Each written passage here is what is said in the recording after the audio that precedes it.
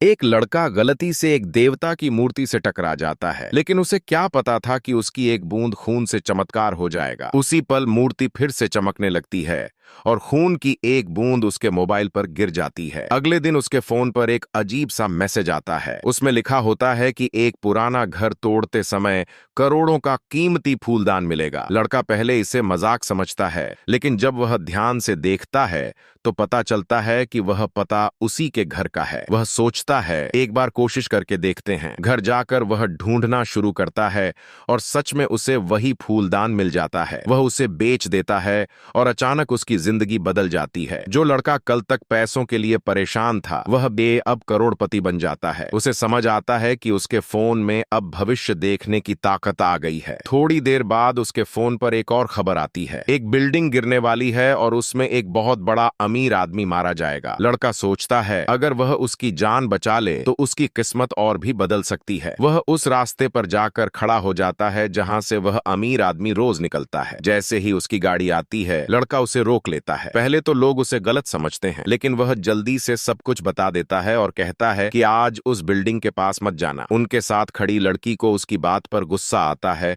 और वह उसे डांट देती है। उन्हें लगता है कि लड़का झूठ बोल रहा है। वे उसे थोड़ा पैसा देकर भेज देते हैं, लेकिन जैसे ही वे वहां पहुंचते हैं, बिल्डिंग सच में गिर जाती है। तब उन्हें समझ आता है कि लड़का सच बोल रहा था। अब वे उसे ढूंढने लगते हैं। उधर लड़का वापस जा रहा होता है।